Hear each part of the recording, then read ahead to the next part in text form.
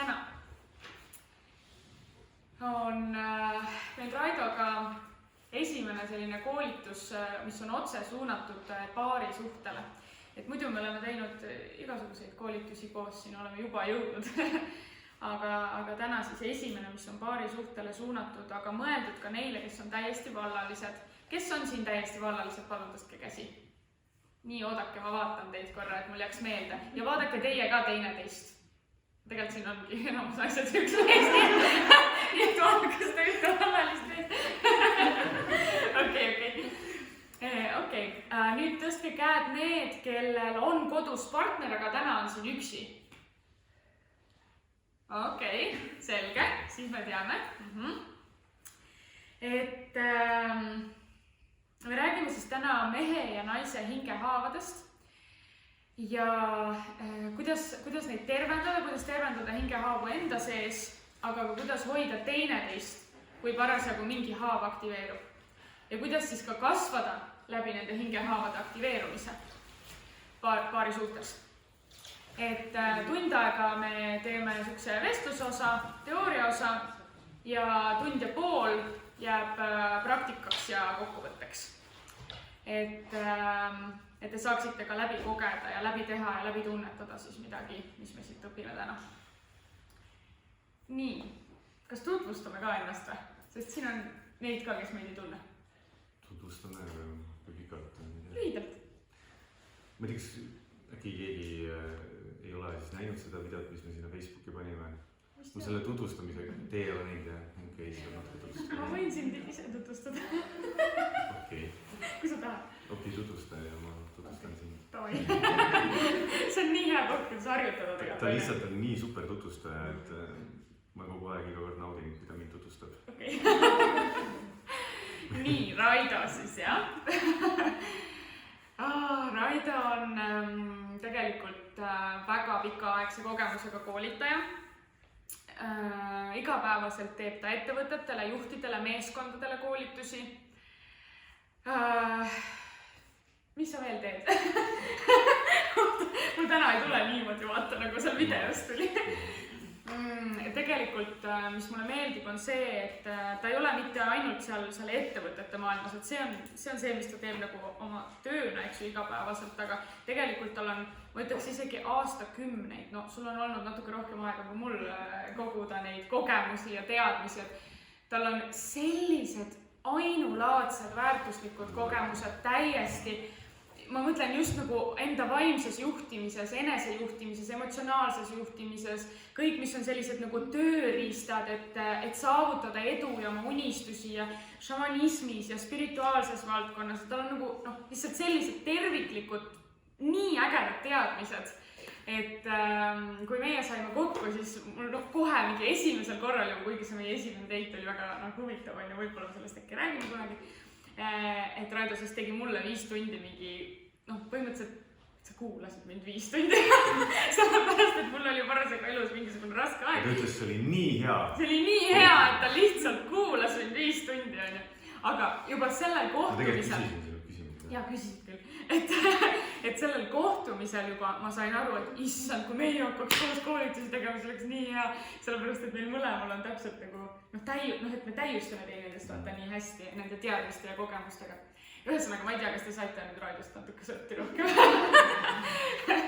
Et selline väga mitmekülgne ja samas väga põhjalik, et mitte sa ei jää pinnapealseks kõigega, mis sa teed, vaid lähed ka väga sügavale. Ja sa oled vist ju õppinud koolitajaks ka, eks, et sa oled selle nii-öelda koolituse läbinud lausa, et NLP ja kõik teemad, coaching ja nii edasi. Ja Maria on, ma ei tea, kui paljud ei ole Mariaga tuttavad. Okei. See väga hea, sest et Maria on 11-aastase teraapiatöö kogemusega. Ja ta on multitalent.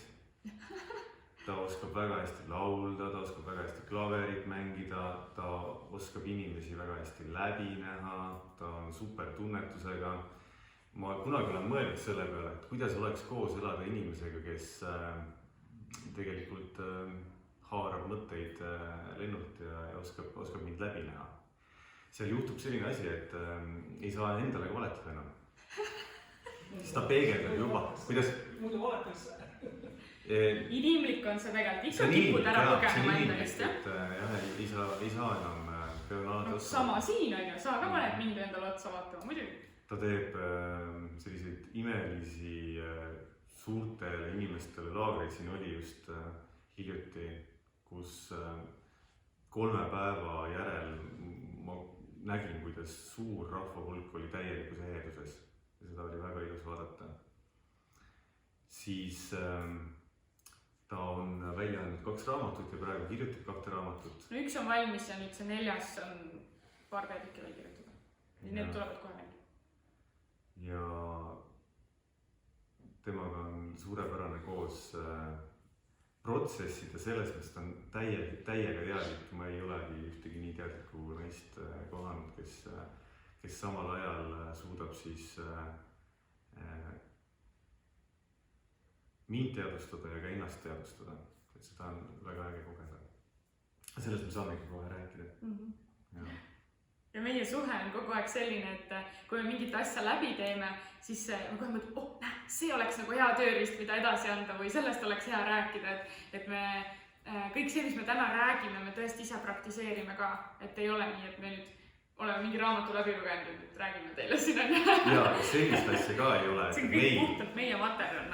Ja meil tuleb ka ikkagi teemasid üles, et ei ole niimoodi, et igapäevaselt elame ja ongi üks elu ilus paradiis ja ühtegi arusaamatust ega konflikti ei ole. Sellist asja ei ole, et ütlen kohe ära, et on ikka arusaamatusi, jumal tänatud. Aga see on niivõrd teadlik, et see ei kujule selliseks, ma ei tea, mingi nädala või kuupikkuseks suureks draamaks. Ja need arusaamatused ka, need ei ole isegi, ma ei nimetaks neid konfliktideks, sest me ei lähe teineteise vastu võitlusesse vaata. Et see on niisugune pehme protsess pigem lihtsalt, mis me läbi teeme. Et jah, on ikka elulill minu arust täiega on elulill sinuga loos. Ei ole nagu mingi muinas, ma olen kuulnud lihtsalt, et on mingid paarid, kes ütlevad, nad ei ole kordagi tülitsenud või. No ma ei tea, mida see tüliks niimoodi. Jah. Definitsioon. Nii, aga hakkame rääkima. Et jah, hingehaavad.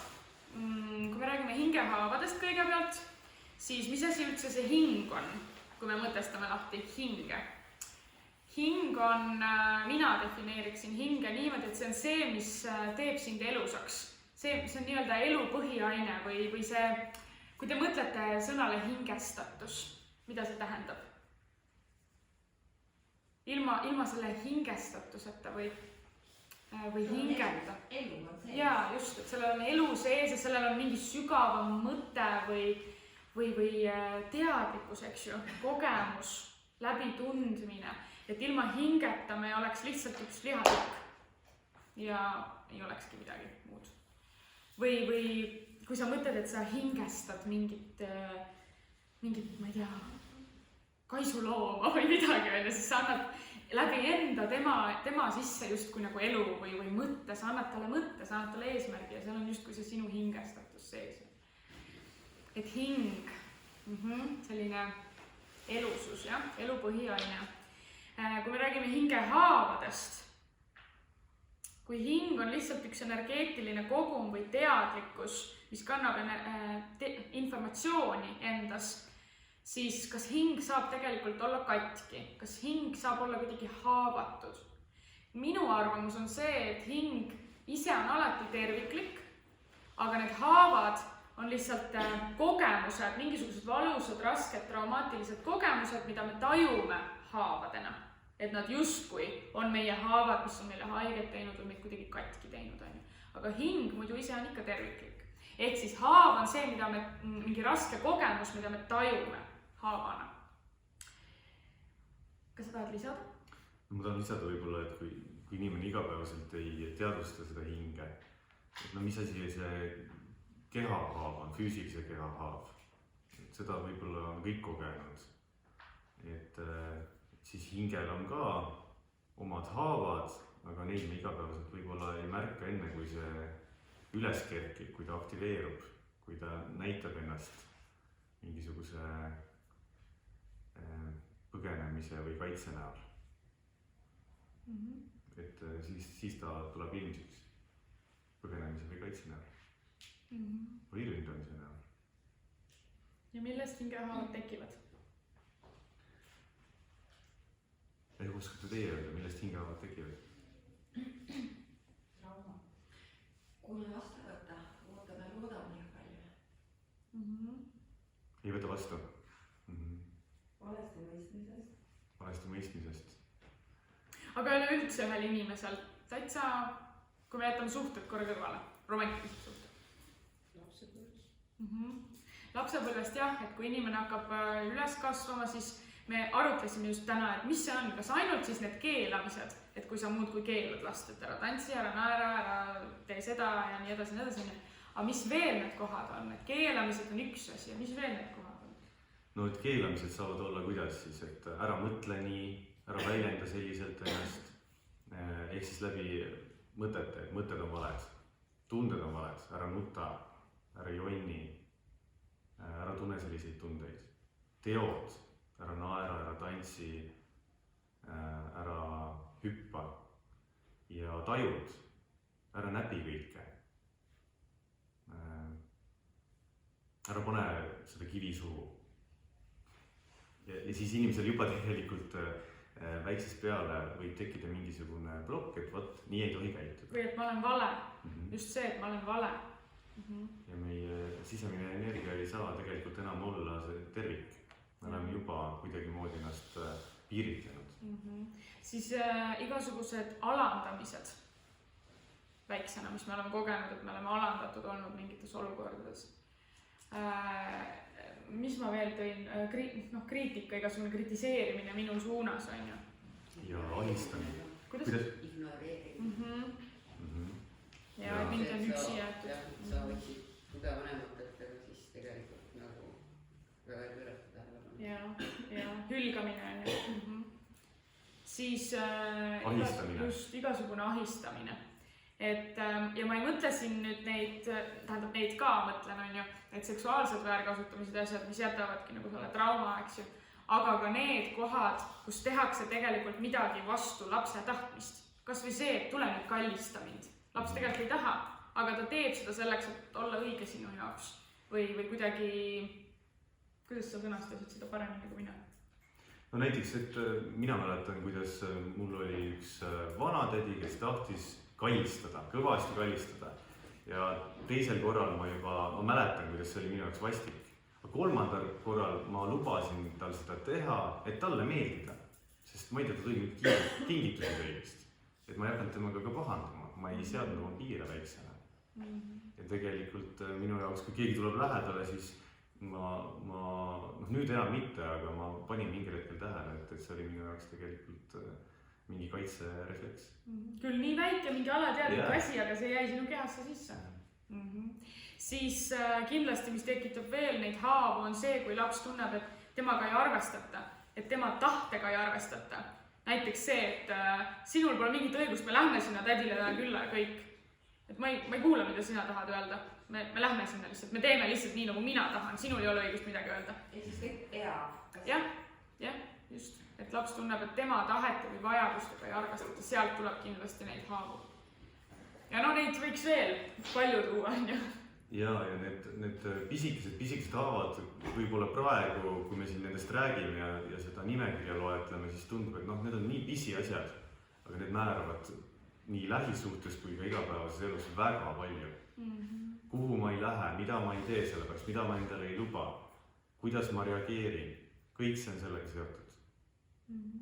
Ja meestel ja naistel tegelikult need hingehaavad on tuumas päris sarnased, ühed ja samad.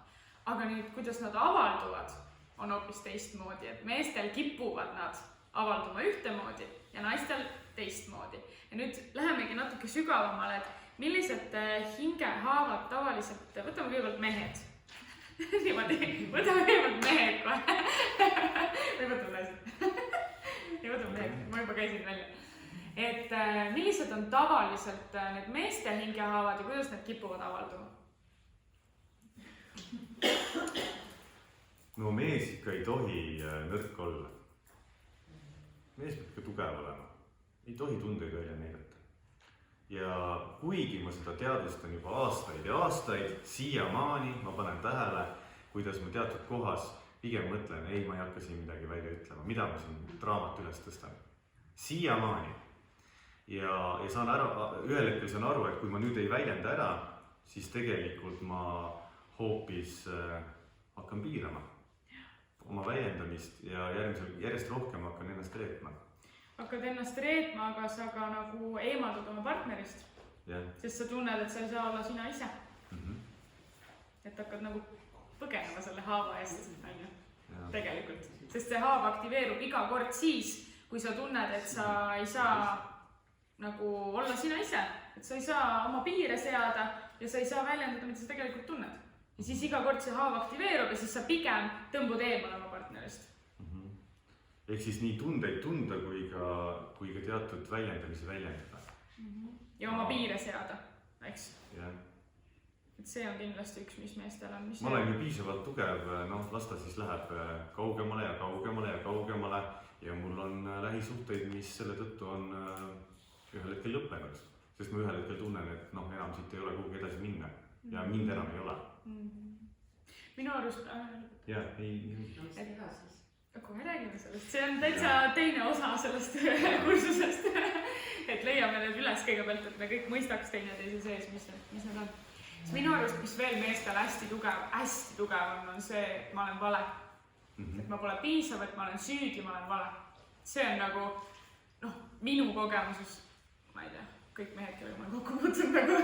Jah, et kui kas või üks selline... Just kui kriitikanool tuleb, siis see mõjub palju rohkem kui see üks tunnustus. Ja see kriitikanool pigem aktiveerib siis selle valu üles, et nüüd ma olen vale.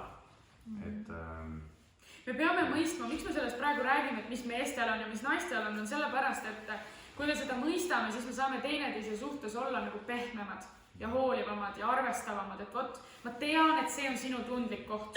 Ja kui mingi teema on, mis puudutab seda tundlikult kohta, siis ma püüan juba ette mõelda, et kuidas ma saan ennast väljendada nagu pehmemalt, et temal ei tuleks kaitset ülesse ja et minu sõnum jõuaks päriselt temani, et see haav ei aktiveeruks. Ja kui me praegu ka sellest räägime, siis võib tunda, et kuule, te olete ikka nagu ülitundlikud olete lihtsalt. Asi ei ole selles, et me igapäevaselt sellest hullult palju nagu mõtleksime, täna on see teema ja siis me toome selle teema esile, mida me paneme tähele, et mis seal tegelikult toimub, mis aktiveerub.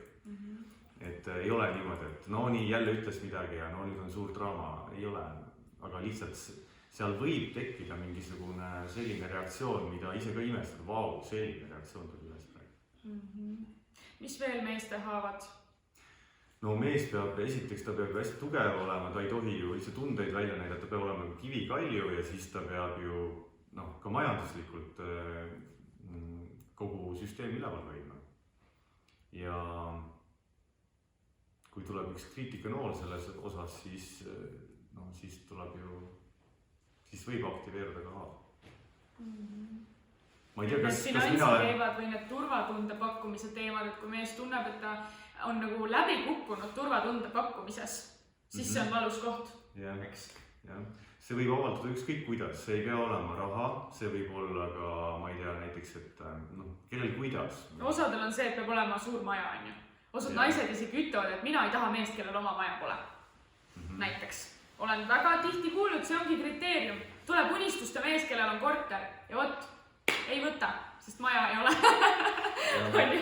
Ma olen kuulnud ka, et keegi näiteks ei oska naela seina lüüa või ta saab selle kriitika osaliseks, siis ta teist korda ja kolmandat korda ja ühel hetkel see tekib tunne, et ta on vale. Ma ei tea, kuidas teil, mehed, mis see haav on, mis vahepeal üles kerkib? Siit on kriitikanooled, et tegid midagi valesti või tulnud täiesti välja. See vahepeal.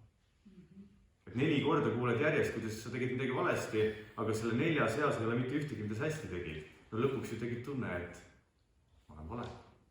Kas siin võiks rääkida selle näite, mis sa laulas ma veel üle? Sa võid rääkida. Jaa, konkreetselt. See oli selline olukord, et me olime just spaas käisime ja Raido tegi mulle massaaži. Ja siis mul oli mingi, need sääred on nagu nii valusad kohad mul ja siis ma 4 korda see ütlesin on nagu üks ehe näide, kuidas minul kerkis üks haav ja mul oli endal ka väga huvitav jälgida. ma 4 korda ütlesin talle, et oi, nii valus on, ära tee, vaata sealt nii kõvasti. Tegelikult oli niimoodi, kui nüüd detailidesse minna, see oli sama nagu see padjan oli, mis me laagris rääkisime. Et ühes kohas sääred ja teises kohas varbad ja kolmandas kohas käsi ja siis tunnedki, et oota, aga äkki me ei tee üldse massaaži. Sellepärast ma juba, mida üldse siin tohib teha ja mida ei tohi teha, saate te aru, on ju? Ja ma tundsin, et nii, täna kõik show, ma läksin vastu panusse, mina rohkem ei tee. Aga tuleb edasi teha. No kuidas sa ei tee siis massaaži edasi? Ja sa tegid ikka edasi, aga ma kohe tajusin tundest ära, et midagi on nüüd. Ja ma hakkasin uurima, kus see pärit on. See ei olnud üldse Mariaga seotud. See oli üldse tegelikult kuskilt varasemast pärit. Aga tema aitas selle mul üles tuua. Sest tegelikult ma ju ei andnud kriitikat, et see oli tagasiside, on ju. Et see ei tähendaks, et mul ei oleks mõnus või et ma ei tahaks, et see teeks, on ju. Et ma ütlesin ka paar ilusat asja ka või nagu hea, et nii hea, mis iganes, on ju. Aga seda ei nagu, see oli juba kahvatunud selle kõrval, mis seal need asjad olid. Just. Et see oli lihtsalt siuke näide. Aga just eriti kuidagi meeste puhul ma olen seda näinud, et see süütunne või see, et ma ei ole piisav või see, et ma jälle midagi valesti tegin, et ma olen kogu aeg vale ja halb. Et see on nagu hästi tugev. Aga mul on ka üks mõte, et miks see nii tugev meeste sees on sellepärast, et kui me vaatame nagu seda mehelikku energiat ja naiselikku energiat, siis meesenergia on ju see, kes esindab kui me sümboleid vaatame, et on see päike ja päev ja valgus ja aktiivne pool ja tegutsemine ja positiivne energia, eks ju. Ja naisenergia on siis see, kes on öö, kuu, saladus, müstika, negatiivne energia ja ka rahulolematus. Et naine ongi see, naisenergia ongi see, kes toob seda rahulolematust kogu aeg nagu esile. Ja kui nüüd naine ei oska seda rahulolematust niimoodi tasakaalukalt või kuidagi niimoodi meheni viia, et ta ei võtaks seda rünnakuna või kriitikana, siis sealt tulevadki need haavad. Et naine ongi see, kes toob need kitsaskohad võtta välja ja rahulolematused. Millised naise haavad? Naise haavad. Peamised. Oota, meil jäi meeste kohta see rääkimata, et kuidas avalduvad mehe haavad. Tihti, mis nagu just meeste puhul see on, vaata. Ma võin öelda, mis mul pähe tuleb. Et mis eristub nagu meeste ja naiste puhul, siis minu arust meeste haavad tihti avanevad või avalduvad nii, et mees surub alla ja põgeneb. On ka naisi, kes põgenevad ja suruvad alla kindlasti, aga meestel kuidagi on eriti see või lihtsam seda teha. Ja pigem mees on suhtes see, mis on ka võib-olla metafoorina läbi käinud. Pigem mees on see kilpkon ja naine on tiiger. Aga on ka vastupidiseid näiteid loomulikult. Et kui te võtate, et on mingi konfliktne olukord, mingi raske olukord, siis naine hullult tahab lahendada, rääkida tihtipeale sageli. Ma ei taha väga üldistada, sest ma tean, et on ka vastupidiseid olukordi. Aga tihti tahab naine rääkida ja lahendada ja mees pigem nagu tahaks ära minna ja kui siis on väga draama, et naine juba nutab ja ta on juba paanikahoog, siis tavaliselt mees läheb ära kodust. Sest ta ei oska midagi teha. Mees läheb koopasse. Ürgmehes ka oli, et oli näide keldrist. Mees läks keldrisse lihtsalt seina auke puurima. Niisama. Oli palju toredam või sinu näide ühest eelmisest suhtest, et kuidas lõpuks mees tunnistas, et kui ma koju tulen, siis ma tulengi pikema ringiga. Et mitte koju tulla. Siuke asi. Et see põgenemise kaudu nagu avaldub meestel tihti või matmise alla, et on siis mingid sõltuvused, eks ju, kuhu nad matavad oma neid haavu või et meestel kipub see nagu selline olema rohkem. Kas keegi tahab mõne näite veel tuua, kuidas teie haavad avalduvad? Kõik on õige. Kõik on õige? Okei. Tore. Midagi tuleb lisaks äkki? Tegelikult pärast me teeme ühe praktika ka sellega seoses. Okay. Nii, aga siis naiste haavad.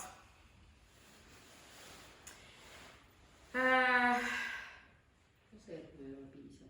Ja, aga naistel need avalduvad kuidagi teistmoodi jälle. Ma tahaksin siin kohe tuua enne, kui ma täpsemalt need naiste haavad toon. On selline ütlus, et naistel on õrn keha ja meestel on õrn hing. saab hoida naise keha, kaitsta naise keha ja naine saab hoida ja kaitsta mehe hinge.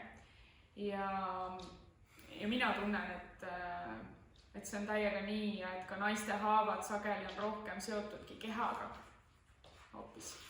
Eneseväärtustamisega, enesearmastamisega, et nii füüsiliselt kui ka vaimselt, et naised tihti defineerivad oma väärtuslikkust läbi suhte rohkem.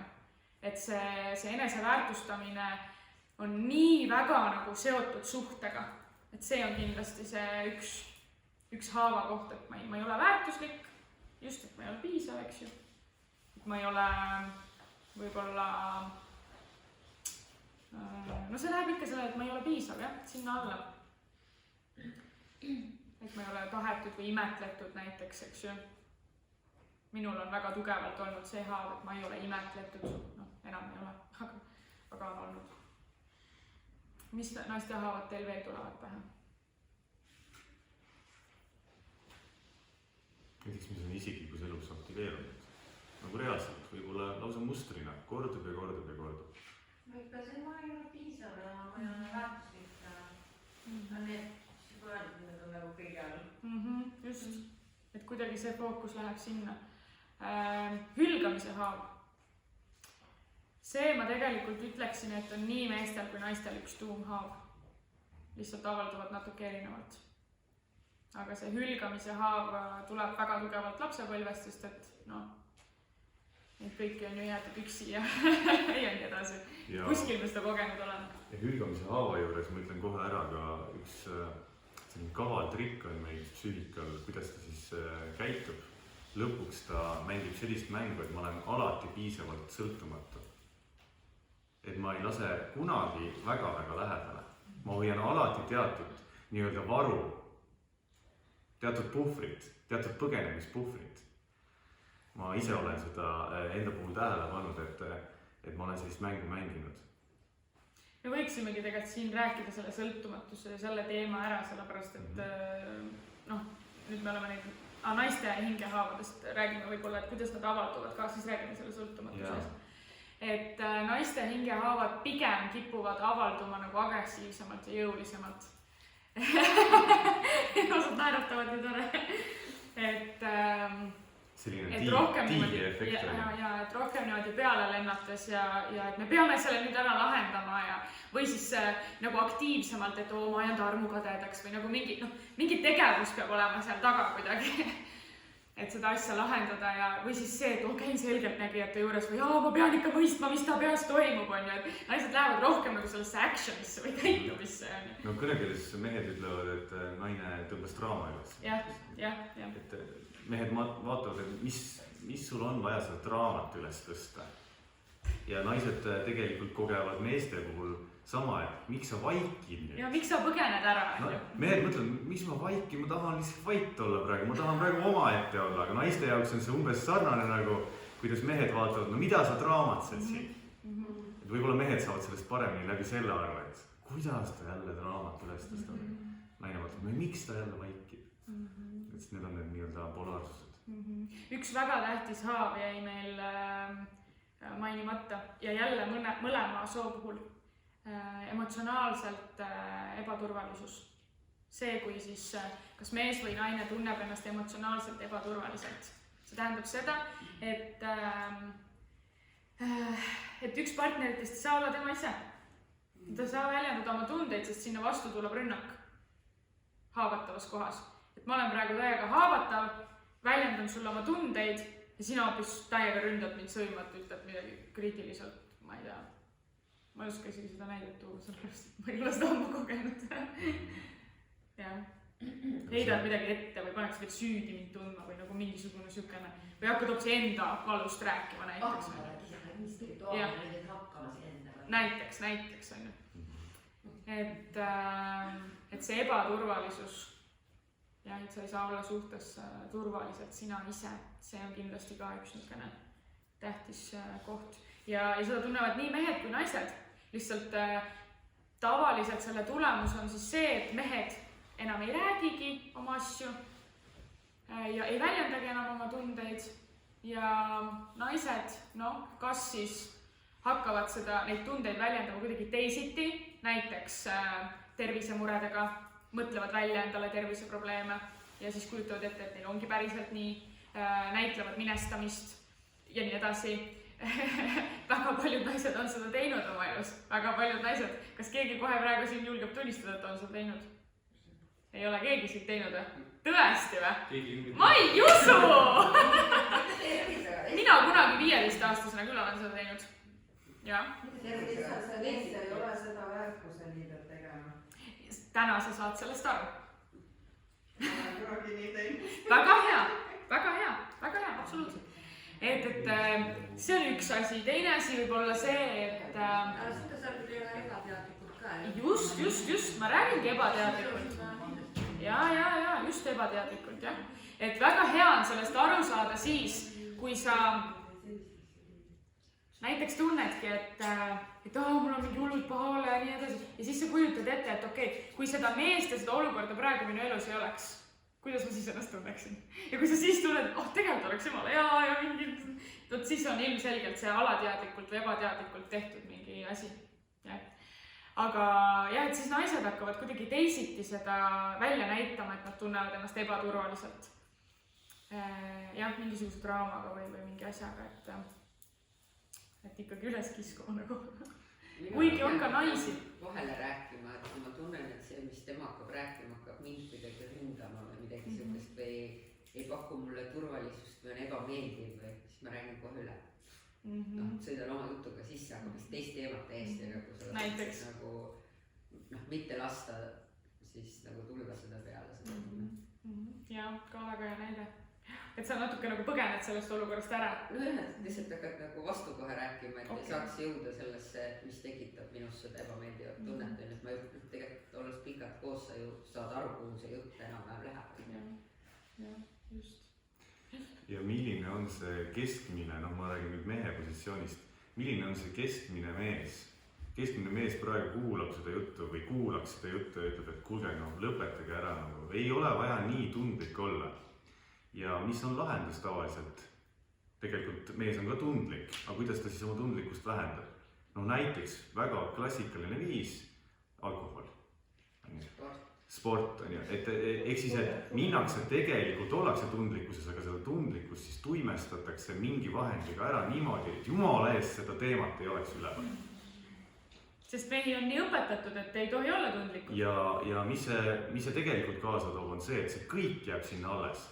Sa ei valgusta seda ala ära enda teadlikkusega, sa ei tegele sellega ja ühel hetkel see tuleb kuidagi teistmoodi välja. Või siis ühel hetkel tervis hädapera. Et see on see väärtus, et miks sellele asjale üldse otsa vaadata. Ja rääkimata sellest, et lähisuhe hakkab selle tõttu kannatama ja üksteisest kaugenetakse, üksteist ei mõisteta enam. Selle asemel pakkuda teisele turvalisust ja lähedust.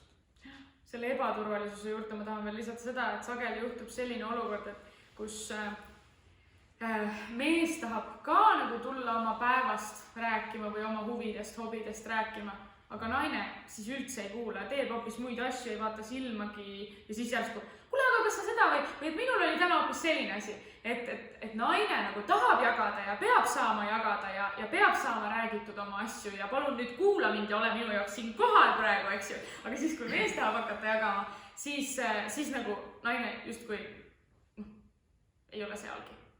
Et ja seal tekib meestele ka see ebaturvalisus, mida ma olen tähele pannud, et palju nii on. Mina mäletan, mul lõppes üks lähisuhe, me olime pool aastat koos ja kui see suhe oli lõppenud, me istusime maha ja rääkisime. Ja ma küsisin, et aga mis siis juhtus? Ja igasuguste erinevate asjade juures ta ütles ühe lause, mis mul jääb elu lõpuni meelde. Ja ta ütles niimoodi, ühest hetkest alates sa ei vaadanud mulle enam silma, kui sa minuga rääkisid. Ja siis ma sain aru, et kui ma hakkasin tagasi vaatama, see oli see koht, kus oli nii palju kogunenud, et ma enam ei saanud silma vaadata, sest tegelikult ei olnud enam ausust. Et mina mõtlen, mis silma vaatad, siis sa räägid. Ühtpidi mõtlesin niimoodi, või teistpidi vaatasin, oh my god, mida kõike ta ei näe.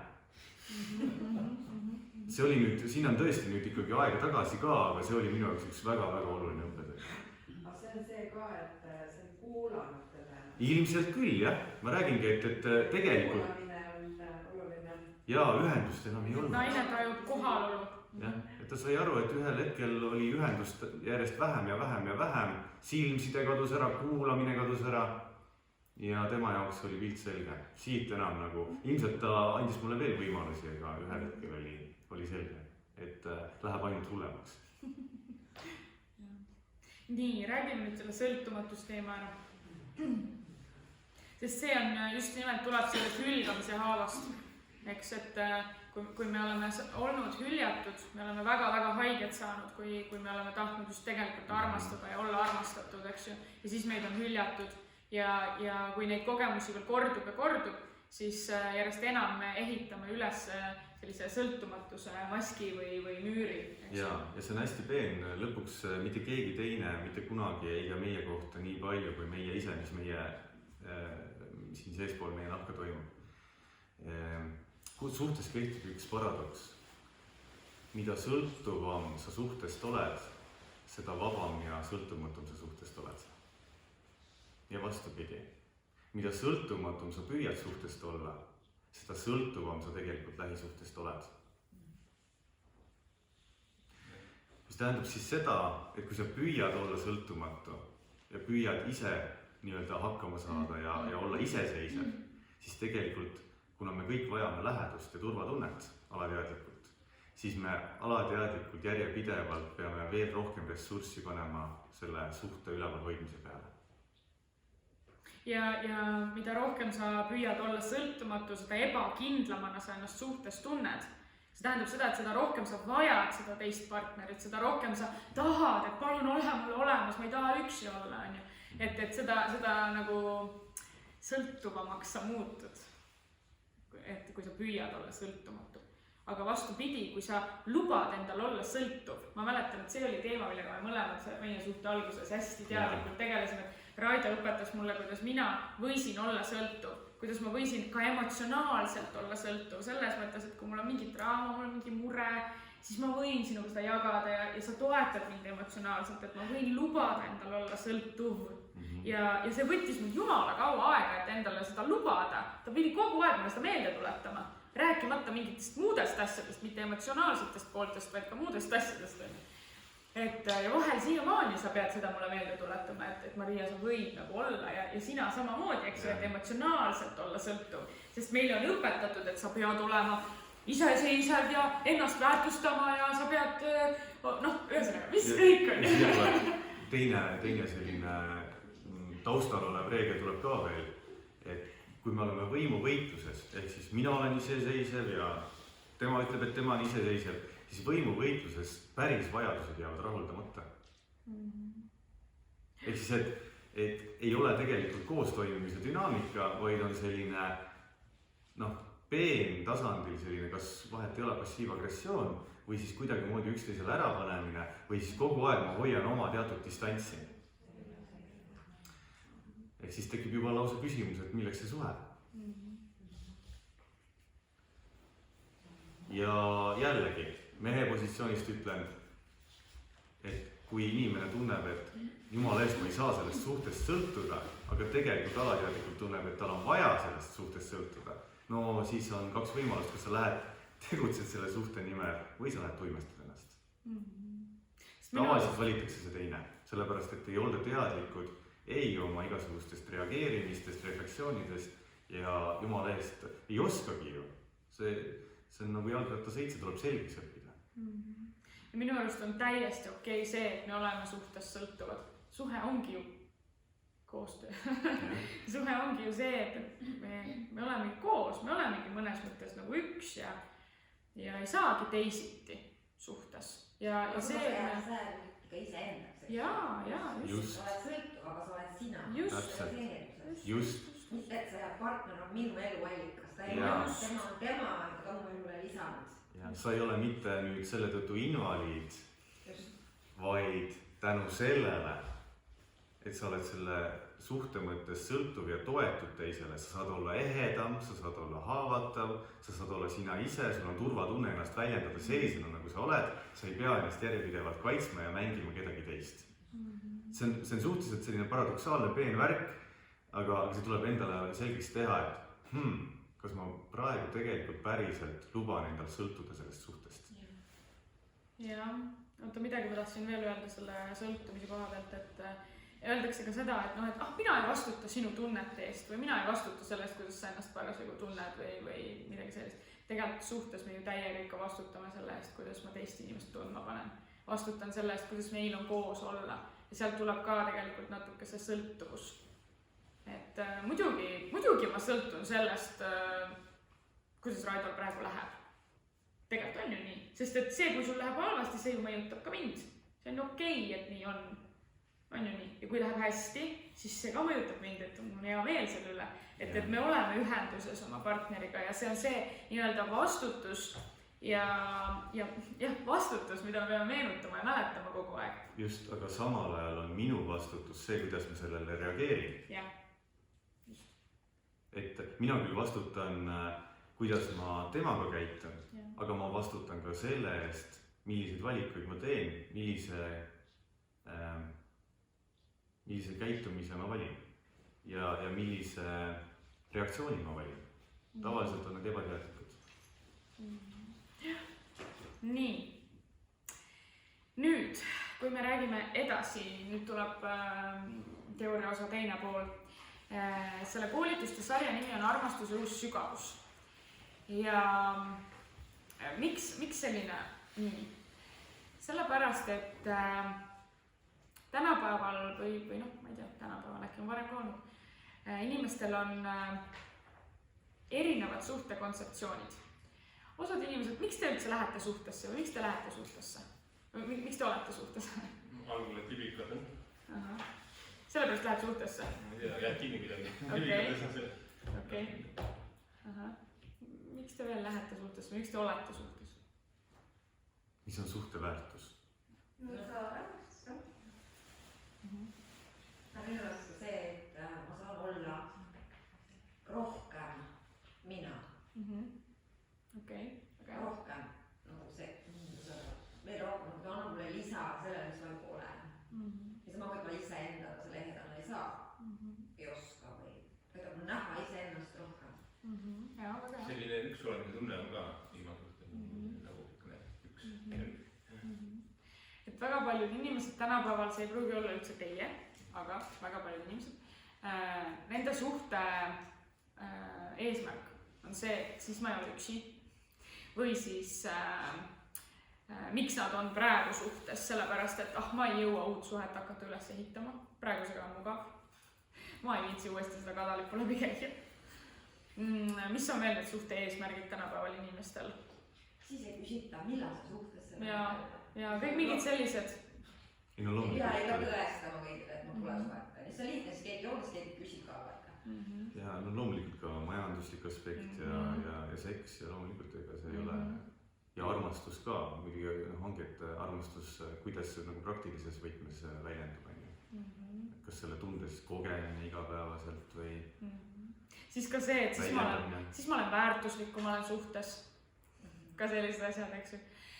Aga nüüd see armastuse uus sügavus, see kontseptsioon tähendab seda, et paari suhe kui võimalus oma potentsiaali avastada ja kahest potentsiaalist luua veel suurem väärtus maailma ja oma haavu läbi valgustada ja tervendada, koos kasvada, just nimelt saada rohkem iseendaks. See oli väga ilus sõnastus. Et see on selline sügavam paarisuhte kogemus ja täitvam, rahuldust pakkuvam paarisuhte kogemus, kus mõlemad on teadlikud iseendast ja teineteisest niivõrd, kuidas nad parasjagu suudavad olla. Ja püüavad siis läbi selle teadlikkuse muudkui koos kasvada ja luua endale, teineteisele ja kogu maailmale väärtust. Mina nimetaks seda nii. Kas sa tahad midagi lisada? Lõpuks tegelikult me ikkagi lähtume baasvajadustest. Ma arvan, et me jõuame sinna ikkagi. Küsimus on lihtsalt, kuidas see saaks toimida niimoodi igapäevaselt, et see on terve. Ja et see on läbi avatud südame ja et see on selline teadlik, ehe, pingutamata, vaid hoopis, et 1 + 1 võrdub rohkem kui 2. Mitte nii, et üksinda olles tunnen ennast, olen kuidagimoodi võib-olla 0,95 ära, aga no suhtes olles täiesti 0,6. No kui nii on, siis tuleks üle vaadata. Ehk siis, et 1 + 1 peaks võrduma rohkem kui 2. Jah, et selline suhe, mis on päriselt õnnelik. Aga kuna suhetes paratamatult hingehaavad tulevad esile, suhe on kõige parem koht, kus oma hingehaava õppida tundma. Sest et sinu romantiline partner on sinu teine pool selles mõttes, et kõige parem peegel. Ja seal tulevad esile sellised asjad, mida sa muidu endas ei näe ja võt võimendatult tulevad sulle näkku. See on nagu mingi geniaalne süsteem, mis on kuskil paika pandud, et mees ja naine saavad kokku ja siis niimoodi hakkabki see tervenemine ja teineteise koos kasvamine tegelikult on see eesmärk, aga paljud ei näe seda eesmärgina. Paljud võtavad seda kui mingit, ma ei tea mida, ma ei oska isegi öelda, kannatust, jah. Kannatust ja siis väga lihtsalt, väga kergekäeliselt põgenevad suhtest või käivad suhtest suhtesse, et näe, jälle see ei jäänud püsima, näe, temal oli see viga, tema oli liiga igav minu jaoks, tema oli too ja tema oli see. Et tegelikult vaatamata oma hinge ja vaatamata neid haavu, olemata valmis tervenema. See on see koht. Me oleme niimoodi üles ehitatud nii ellujäämiseks kui ka siis heaolu mõttes, et meil kogu aeg on 2 antenni püsti. Üks otsib seda, kuidas moodi valust eemale liikuda ja teine otsib seda, kuidas liikuda naudingu ja heaolu tunde suunas. Ja hingehaav pigem siis on miski, mis on kunagine valu ja sellest tuleb ju eemalduda. Ja kui sa märkad, oled ühe korra näiteks proovinud inimesega rääkida ja teise korra, siis lõpuks võib juhtuda niimoodi, et selle asemel, et märgata ära, ma püüan valust eemale liikuda, toimuvadki need sellised põgenemisteed. Sellest räägime ka varsti. Ja. Nii, aga nüüd. Miks mehed ja naised keeravad oma haavatavuse ja tundeid kinni? Juba selle sama asja pärast, kas pole? Jumala eest, et mitte seda valu kogeda. Ma arvan, et seda võiks küsida niimoodi, et kas sa oled kogenud, et sa pigem tuimestad ennast ära, kui et lähed teisega täiesti avatud südamega ja täiesti niimoodi ausalt rääkima. Kas sinu elus on seda juhtunud? Minul kusjuures ma praegu avastasin, kui sa selle küsimuse küsisid, siis ma praegu avastasin, et minul on kusjuures nii, et see tuimestamine on mulle valusam, kui avatult rääkima nagu tulemine.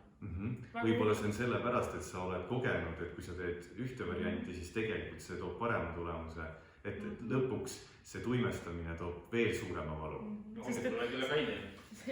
Et see hetk ei, kas või see, kui ma ka alla surun, et ma nii-öelda tuimestan, ma panen ta siia kinni, ma surun alla, siis see hetk juba on tegelikult valus minu jaoks.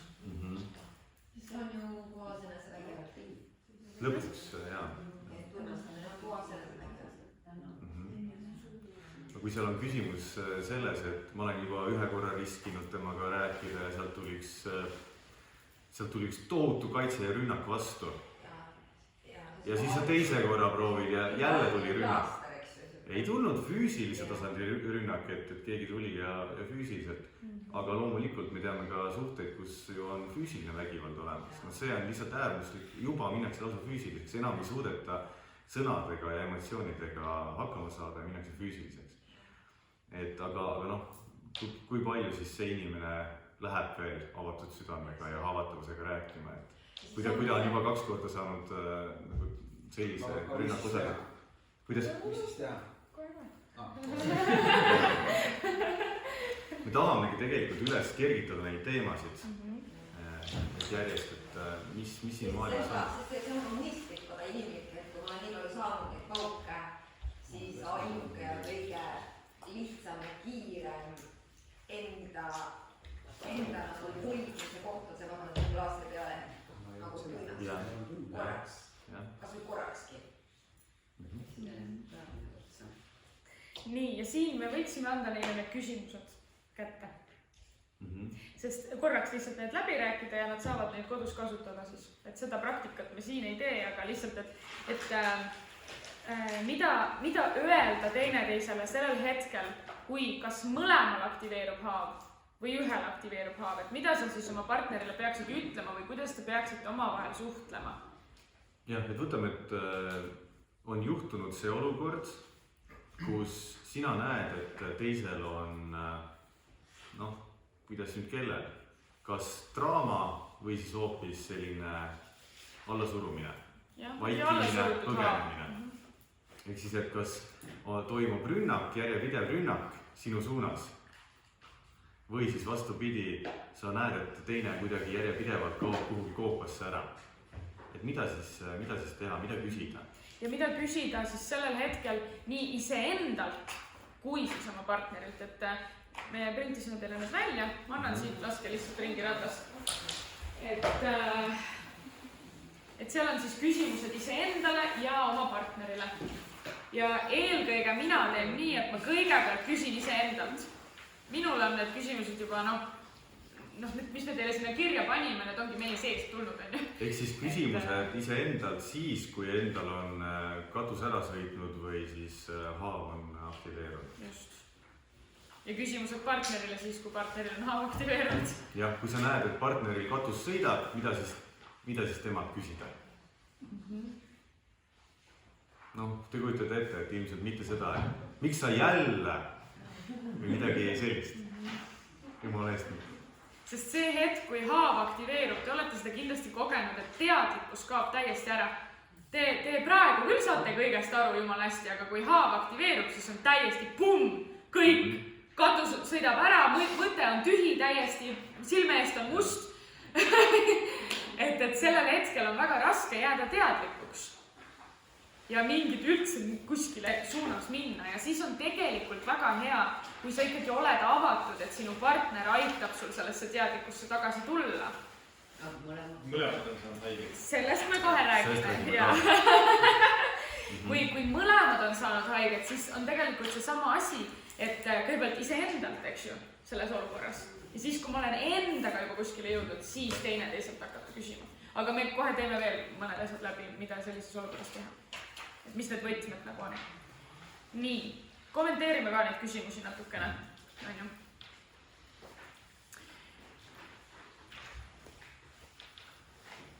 Sina. Mina? Okei.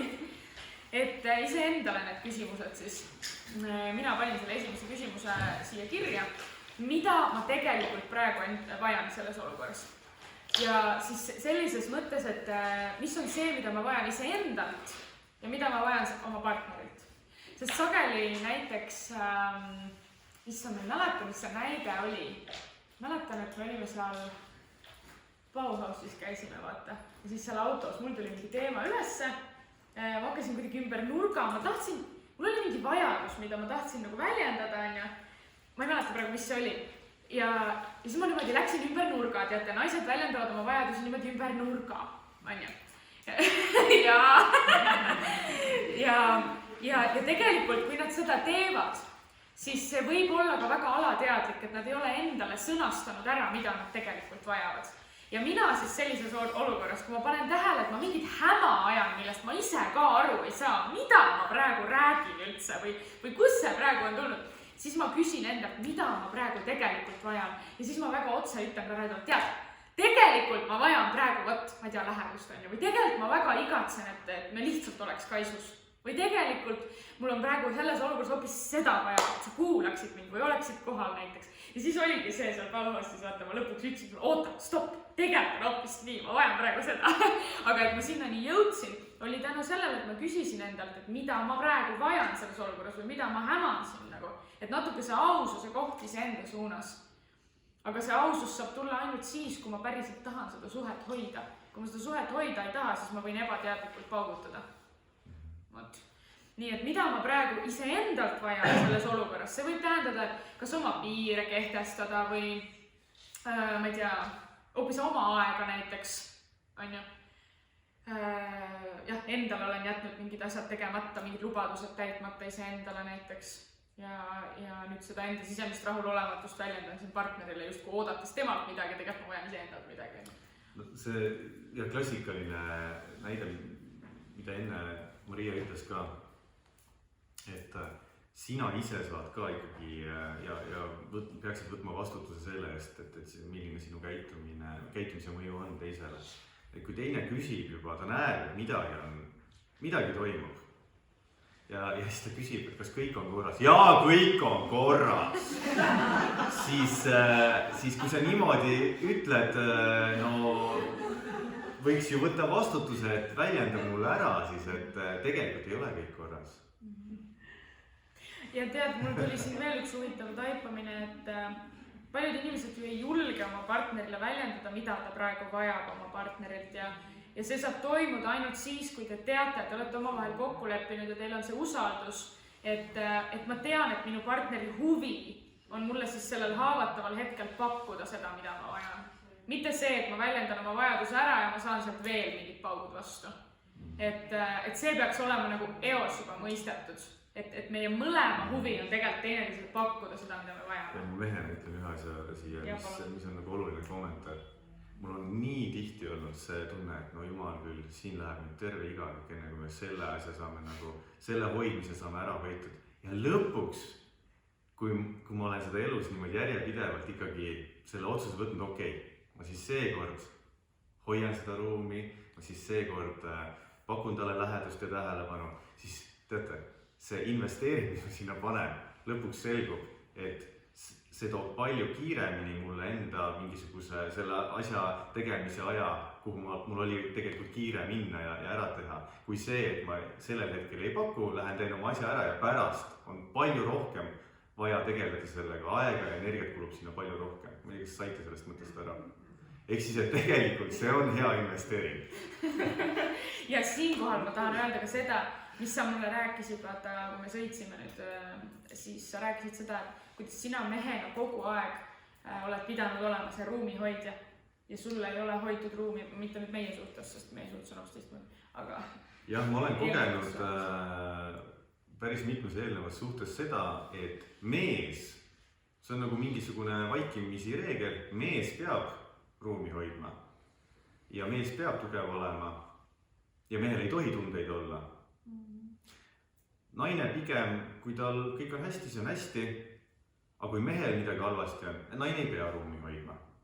Ja ma saan aru, et siin võib tekkida, mul tegelikult ei ole ju nii. Ma lihtsalt räägin isiklikust kogemusest. Mul on olnud ka selliseid suhteid, kus on nii olnud. Mees peab ruumi hoidma ja mees peab tugev olema ja tal ei tohi tundeid olla.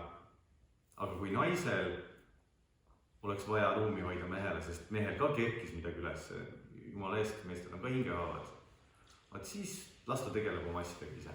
Sest mis toimub naise sees, kui naine näeb, et mehel on mingi draama või mehel on mingi protsess üleval või probleem elus või ma ei tea, ükskõik olgu see rahadega seotud või mingi muu asjaga, siis naisel tekib sees turvatunde puudumine. Just. Et issand jumal, kas sa ei suudagi mulle tugev olla, kas me, ma ei tea, meil saab raha otsa või kas meil mingi, mis iganes on ju. Ja siis naine läheb tegelikult sellesse pushimisse, et oota, sa ei tohi nõrk olla, sa pead kohe tugev olema, turvatunne peab säilima nagu. Ja ma olen ka sellist tagasisidet saanud ja võtnudki endale siis sellise teadmise, nii jumala eest järgmine kord, mitte mingit nõrkust, kuigi kerkib, et tegelikult on üleval. Alla surumine, suru lihtsalt alla ära, sa pead edasi tugev olema. Sellepärast, et ei, mingit ruumi hoidmist sealt ei tule, pigem sealt tuleb ainult, et mida sina nii nõrk oled. Saad aru, mul turvatunne kaob praegu, kui sina nõrk oled. See on sama, mis Maria just ütles. Et vaat siin peab jälgima, vaat see on see jälle mingi ühiskondlik teema ja siin peab jälgima seda, et huvitav, kas mina mehele hoian siis ruumi, kui mehel kerkib midagi ja kas ma saan aru, et see on ainult see hetkeline mehel, see hingehaava kerkimine. Et see ei tähenda seda, et ta nüüd on elu lõpuni nõrk ja ma pean ise kuidagi meheks muutuma. See on väga oluline. Ja mees on palju edukam, palju õnnelikum, palju enesekindlam, palju rohkem sulle olemas, palju rohkem hoiab sulle ruumi ja teeb kõike seda muud, mis sul on vaja, kui sina hoiad talle ka ruumi. Sest kui kaua mees siis edaspidi ehe on? Ja mul on täiesti... Ja siis tuleb, Maria lihtsalt vahepeal on, sest mul on ka Mariaga seda üles tulnud, kus ma ütlen, ma ei räägi talle, ma jumala eest ei räägi talle. Ja Maria ütleb, räägi palun. aga miks see nii on, sest mul on varasemast mingi kogemus, ma pean tugev ise olema, ma ei väljenda talle seda ära. Ja mõelge nüüd oma varasemate suhete peale või ka praeguse suhte peale. Mis te arvate, kui te, naisterahvad siis, kui te mehe olete valeks teinud tema nõrgal hetkel? Kui tihti mees tuleb teile ausalt rääkima, et tead, tal on raske praegu? Raido on küsinud, ma arvan, 3 või 4 korda seda küsimust, et mis sa arvad, kuidas ma edaspidi sellises olukorras nüüd oma tundeid sulle väljendan ja kas ma seda teen või millise tundega ma edaspidi seda sulle teen. Ja see küsimus on mul natukene nagu täiega lõiganud sisse, et ouch, et tõesti ma praegu nagu reageerisin valesti või kuidagi ei osanud teda hoida. Ja muidugi ma olen siis talle ka öelnud, et ära maksa mulle kätte ja nii edasi. Ja siis Raido kohe ütleb, et see ei ole kättemaks, kõik on hästi, vaata. Ja siis me läheme edasi. Ja see ei ole see, et nüüd jumala eest naised peaksid meesteks muutuma ja nendele, ma ei tea, titadele, kellel on mingi emotsioon kuidagi moodi siis tuge pakkuma ja need mehed enam ei muutu kunagi meheks. See on konkreetsel hetkel mingi aktiveerunud hingehaab, mille sa saad aidata ära tervendada. Ta saab selles korra protsessida, ta saab selle läbi töötada ja siis seda enam ei ole, sest teisel juhul see jääb alles, see saab alla surutud uuesti ja ühel hetkel see kerkib niikuinii. Seni kuni tuimestamine kestab, seni see tervendatud ei saa. No nüüd me oleme juba pikalt sellel teemale jäänud peatuma, aga see on tähtis teema ka, et naisena, et naisena minu arust mulle on kõige tähtsam see, et mu mees usaldaks mind. Ja minu jaoks on nagu nii hirmus, kui ma näen, et tema usaldus minu suunas on kuidagi nagu kõikuma läinud. No õnneks nii on seda. Aga jah, ja siis ma nagu pidevalt hoian seda, et jumala eest, mina olen tema kõige lähedasem inimene, tema parim sõber ja nii edasi, et ta peaks alati saama minuga rääkida. Ja ma pean ka seda usaldust hoidma oma käitumisega, oma emotsioonidega ja kõigega, et ma võtan omalt poolt selle vastutuse selle jaoks. Et ma näeks, et ta tõesti saab mind usaldada, kui mingi teema on, ükskõik mis teema, ta võib mulle kõigest rääkida, nagu ka toredatest asjadest, sest et minul on näiteks eelmistes suhetes on väga palju sellist asja, kus ma räägin oma toredaid asju ja mind tehakse nende toredate asjadega maha, näiteks. Et jah, nii, küsi. Lihtsalt selle esimese küsimuse peale siin, mida kommenteeriti pikalt, seda väga teise kohta. Et see, kui ma küsin iseendalt, et mida ma siis vajan. Ja siis ma saan nagu isegi aru, ja tegelikult ongi tihti see, et lihtsalt, ma ei tea, tule kallista mind, ja sa oled nagu, tegelikult üle käinud, sa oled emotsionaalne, nii edasi, vastas on kilk on, sina oled see tiiger seal. Selles olukorras, kui ma nüüd ütlen lõpuks välja, et tegelikult nagu tule kallista, ja see asi laheneks ilmselt minutiga ja siis see kilk on ju tegelikult ei suuda tulla välistama. Mida sellel hetkel teha? Siis on see, et kuidas ma saan sind toetada selles olukorras, mida sina praegu vajad. Sest sina oled tiiger, sina suudad korraks astuda välja ja anda. Ja sellel hetkel tema tuleb juba välja ja suudab ka siis sulle anda. Siin tuleb jälgida seda, et igaüks saab siin vaadata oma vastava teadlikkuse astmet. Et mis antud hetkel, mis teadlikkus olemas on. Et kui sa lähed nagu eskaleerimisse, kui sa lähed kas põgenemisse, kaitsmisse, ründamisse, kuigi sa tegelikult kuskil kuuled seda häält, see ei ole parim lahendus, siis parem mine parema lahenduse suunas. Sest sinul on ka vastutus, mis siis, et tekib tunne, et minul on praegu valus, mina peaksin praegu saama sinult toetust. Ja mina küll sind kallistama ise ei lähe. Siis kui sa tunned selle ära, et... Mul vaja ju. Aga kui sa ise lähed, siis sa saad ju ka. Sa lihtsalt astud oma egost üle. Märgad, et sa oled ohvrirollis, ohvrirollis olemine. See ongi see. Seal on need egomängud juba. Et kui tegelikult mingi teadlikkus on olemas, mis ütleb, et okei, praegu ma näen küll, et mul on mingi valik, siis parem vaadata, milline on parem valik. Kui sul seda ei ole, kui katus on täiesti ära sõitnud, vaat siis on omad tehnikad ja omad nipid ja kõige olulisem on siis loomulikult ära teadvustada, ma olen samastunud selle emotsiooniga ja minna sellest samastunud isikust vaatleja positsiooni ja vaadata seda situatsiooni kõrvalt. Ja need on 2 täiesti erinevat teadvuse taset. Samastunud olla ja olla vaatleja. Ja vaatlejana juba sa saad midagi teha. sa saad katuse tagasi tuua.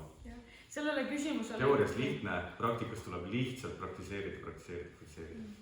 Selles küsimuses naisena ikkagi mina vastaks niimoodi, et kui ma tunnen, et selles olukorras ma olen natuke teadlikum ja tal on see katus täiesti ära sõitnud praegu oma haava pärast, on ju. Ma mõtlesin, kas sa naersid või hingasid läbi nina, sellepärast ma vaatasin sind korraks niimoodi, kas sa puhisesid läbi nina või mis nad. Nii, et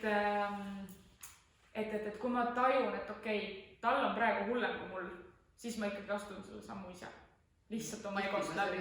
Olukorras tegelikult tajun, et mul on hullem. Me oleme nagu rääkinud, et tegelikult nagu see aitaks, et kui sa siis tuleb nüüd kallistada, kui ma olen nagu ära sõitnud. Aga samas nüüd tema ütleb, et tal ongi sellel hetkel nagu seda nii raske teha. Et kuigi ta nagu teadvustab ja saab aru, et ta isegi teab, mida peaks tegema. Sest me oleme rääkinud selles sellises rahulikus settingus nagu mitmeid kordi. Üks väga hea abivahend on see, et märgata ära see, mis tema käitumises kas on või mida ei ole, mida sa ootad, see ei ole üldse minuga seotud, kuidas tema käitub. Minus on kerkinud midagi, mis pigem ei ole temaga seotud. Ja isegi kui see on tema teo tagajärg, ka siis püüda vähendada seda isiklikult võtmist. Ehk siis see ei ole minuga seotud, selline nagu võlulause võib-olla. Ja teine, ma märkan isegi väljendades ära, tead, mul on praegu täiega emotsioon ja ma olen sinu peale täiega pahane, lihtsalt väljendadagi see ära. Ja tegelikult ma olen praegu pahane ja ma märkan, kuidas ma tahaksin sinu peale karjuda või ma märkan, et ma ei tahaks sinuga praegu mitte üldse rääkida, aga ma väljendan selle praegu ära. Et lausa nagu minna sellest läbi ja väljendada see ära. Ja teine juba saab aru, ahaa, sinuga toimub see protsess, et on vähemalt mingi kommunikatsioon tekkinud. Mitte niimoodi, et mõlemad istuvad oma kaevikutes ja vaatavad, et nii kui nina välja pistad, nii sa kuuli saad. Väljendamine ja isiklikult võtmise vähendamine. See ei ole minuga seotud. Ja natuke ka see, et võib-olla üldse astuda sellest välja, et kummal siin praegu hullem on, aga meie eesmärk on ju jõuda heasse kohta. Ja kui me praegu mõlemad sellest läbi ei lähe, siis no kuhu me jõuame? Või siis vähendada läbi huumori, et sina oled tiiger, mina olen kilpane. See ajab mitte välja.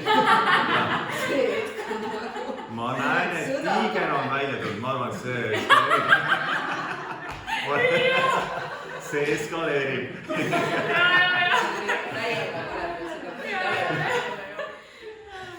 Mida sa dramaatitsed jälle?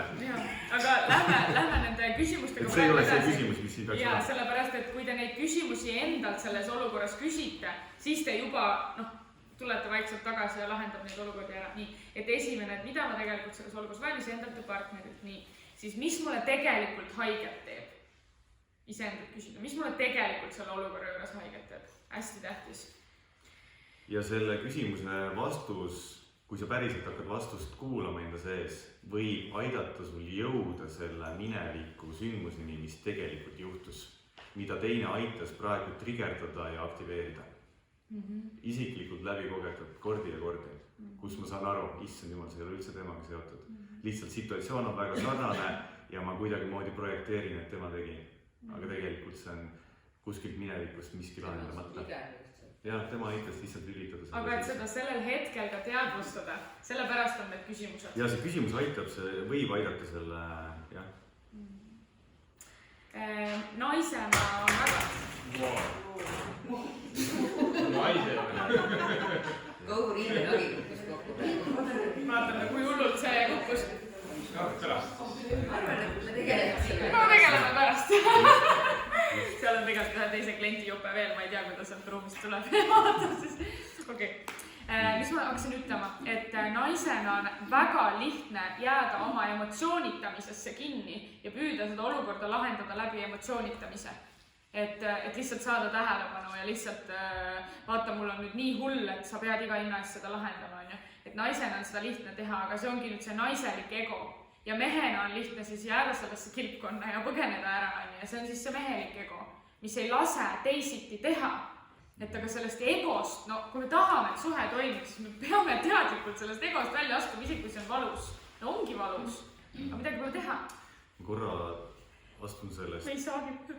Jaa, astun nendest küsimuste teemast lihtsalt natukene välja, et milleks küsimuseks.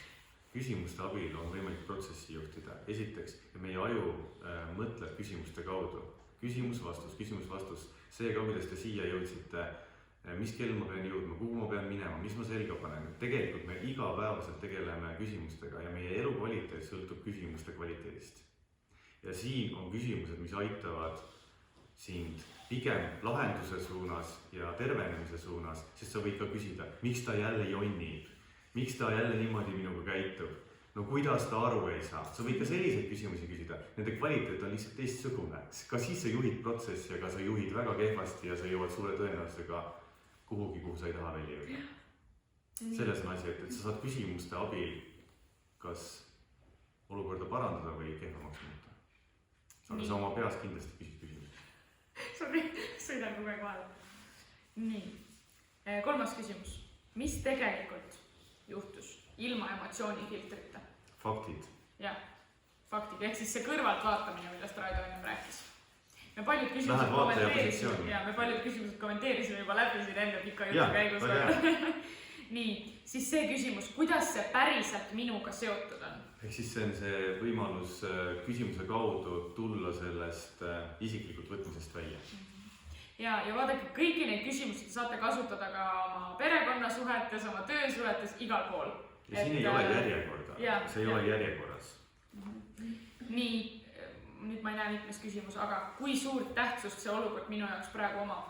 Et natukene nagu aru saada, et kui prioriteetne see on? Mis olukord see üldse praegu on?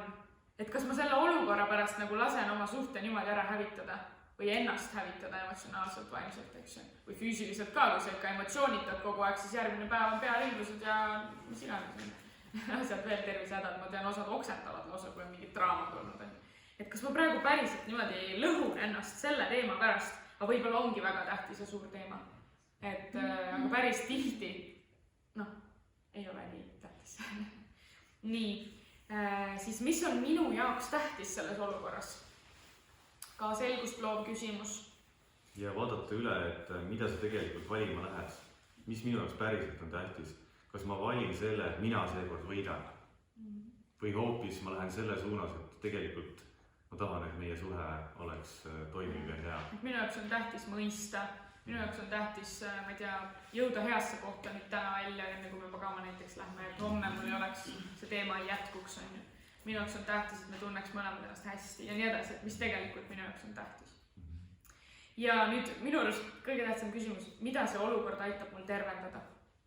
Ja siin ma küll nüüd peatun veel kord ja räägin selle, et ma mäletan, me olime suhte alguses, vaata meil taevastiival ja meil oli mingi esimene suurem mingi sükene arusaamatus, ja me ei saanud sealt kuidagi välja. Ma ei mäleta enam, mis teema see oli, aga ma mäletan, et me ei saanud sellest kuidagi välja. Ja siis minul tuli järsku välkselgest taevast selline mõte, et ütleme teineteisele, nüüd ja praegu sellest, et sellest välja tulla, ütleme teineteisele, mida me tunnustame teineteises selle olukorra keskel. Ehk siis selle nii-öelda tüli keskel, mida me tunnustame teineteises. Ja siis hakkasimegi leidma, et ma väga imetlen sinus, et sa oled nii järjepidev või et sa oled nii jõuline või et sa ennast ei reeda või et sa jääd endale kindlaks või mida ma imetlen sinus selle olukorra sees. Ja see küsimus nagu täiega tõi hoopis fookuse sellele, et mida me imetleme teineteises, mida me tunnustame teineteises, mis on hästi, et mida see tüli meile nagu annab praegu, mida me õpime sellest tülist.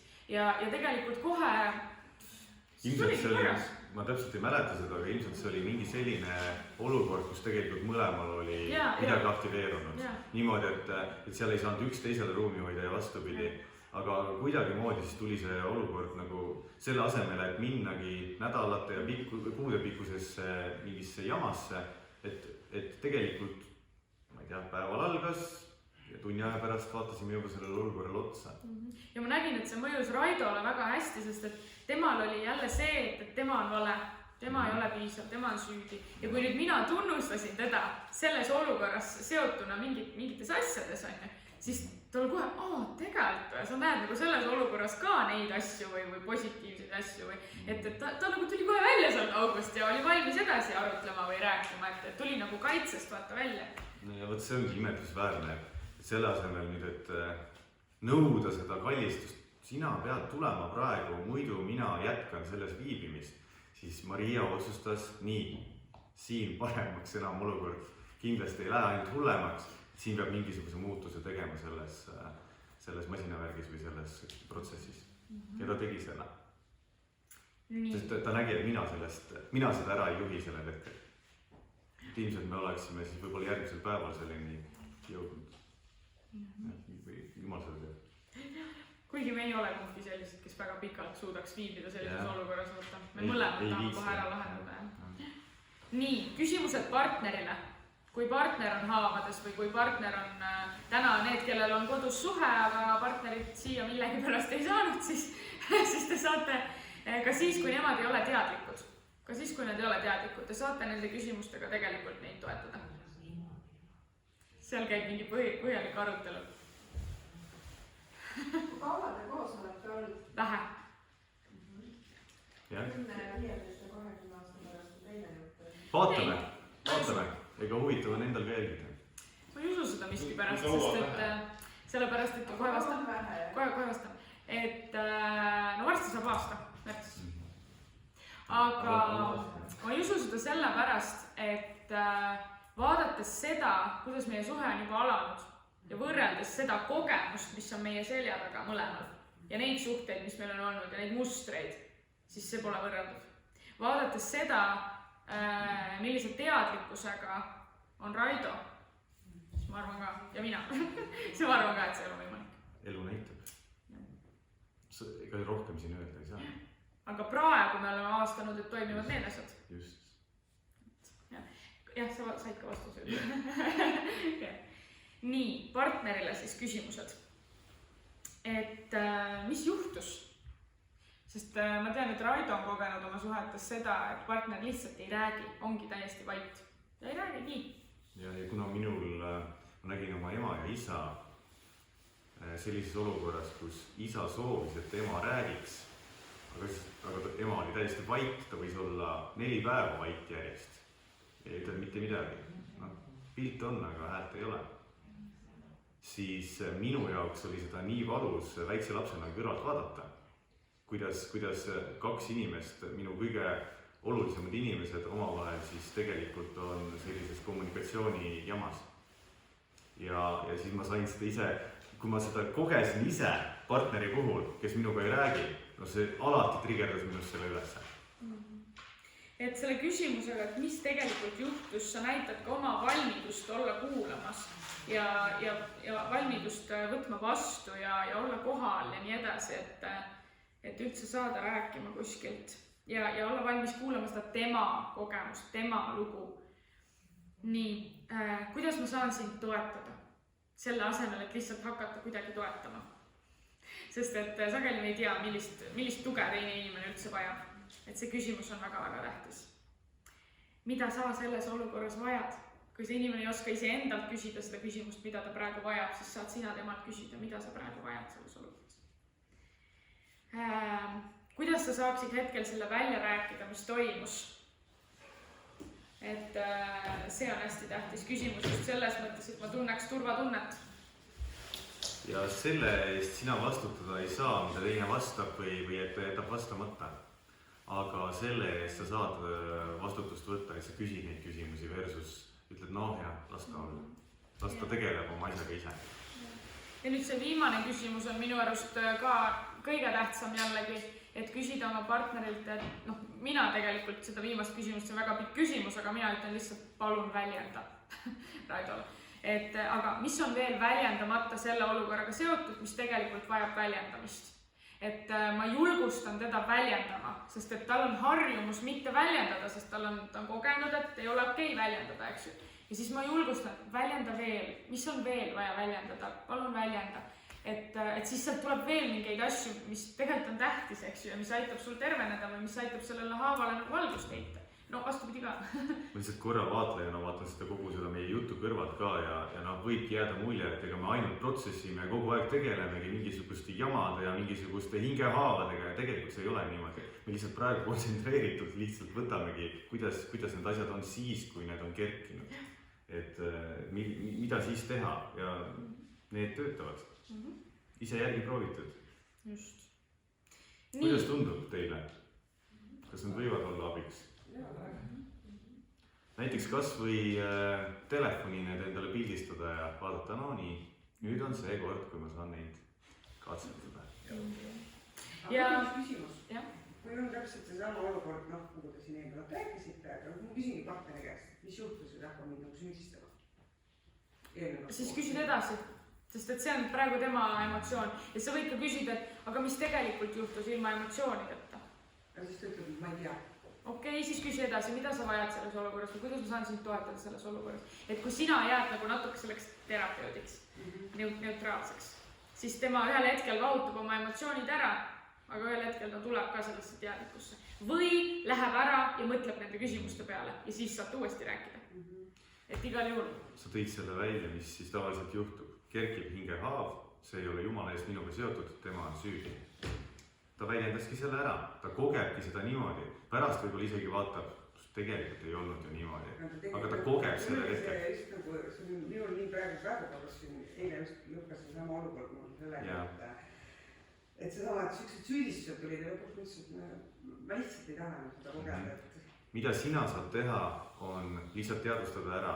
Tema kogeb seda sellisena, et see on minuga seotud, kuigi see tegelikult suure tõenäosusega, kui sa just talle, ma ei tea, midagi liiga ei teinud, siis tegelikult kerkis temal mingisugune varasem haav, mida ta lihtsalt näeb läbi oma silmade praegu selliselt.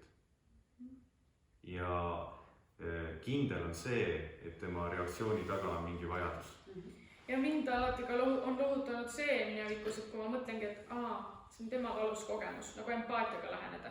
Et ma saangi aru, et mul ei ole vaja isiklikult võtta, seal on tema lugu, tema kogemused, aga okei. Kahju, et sa praegu niimoodi ründad, kahju, et sa mulle sellega haiget teed, aga tal on oma lugu. See nagu ka teeb natuke parem. Ja me kõik soovime olla mõistetud ja meie kõigi jaoks on väga keeruline olla hukka mõistetud. Sellel hetkel, kui temasse on kerkinud, sa võid teda hukka mõista, aga see olukorda paremaks ei tee. Aga kui sa püüad teda mõista, siis suure tõenäosusega siin olevad küsimused aitavad, aga suure tõenäosusega sa võid avastada mingi küsimusi, mis sellel konkreetsel hetkel töötab. Näiteks võid kas või enda sees küsida, huvitav, mida ta hetkel vajab, sest seal on see olemas. Nii, nüüd enne kui me läheme praktikasse, kohe-kohe, ma näen, et te juba nihenete, aga et siis mõned võtmed, ma mõtlen, mitu neid siin on 4 võtit vist, 4 jah, et kui mõlemal aktiveeruvad hingehaavad, siis mis on need 4 olulist võtit? Number 1 on kohalolu, see, et ma jään kohale, eriti naistele, sest teate, kui palju on minu elus olnud selliseid kogemusi, kus mees lihtsalt kõnnib ära ja see on kõige valusama jälje jätnud, kõige valusama jälje. Et see kohalolu, ma olen kohal oma partneri jaoks ja ka naisena, et ma ei lähe mingit muud tegevust tegema või ei ole telefonis samal ajal või mida iganes on, ma ei tea, mis need on, mis tehakse tavaliselt. Just, et minul ka on selline tunne, kui see naise see kaose energia tuleb, et tegelikult tahaks kohe putku pista. Aga ma jään nimelt kohale, ma kasvatan juured alla ja ma jään kohale. Ja ma olen mitmeid kordi kogenud, kuidas pärast öeldakse, huvitav, saad aru, esimest korda ma kogenud mees jääb kohale. Tavaliselt mees on putku pistnud. Ja see on naise jaoks tohutu turvatunde kaotamise koht. Sest mine tea järgmine kord, kui minus kerkib see emotsioon ja nüüd ta ka kohale ei jää. Järelikult ma ei tohi endal lubada üldse tundeid ju.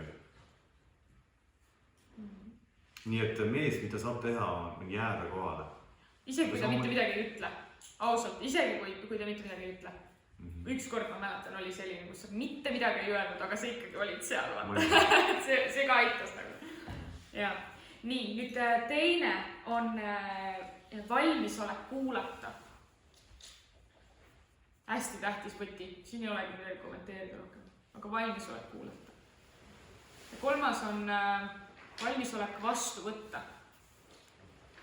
Vastu võtta siis, ma ei tea, tuge, on ju, või teise sammu sinu suunas, ükskõik mis see žest või samm on. See on hästi tähtis. Valmisolek vastu võtta seda, et see olukord üldse saaks lahendada.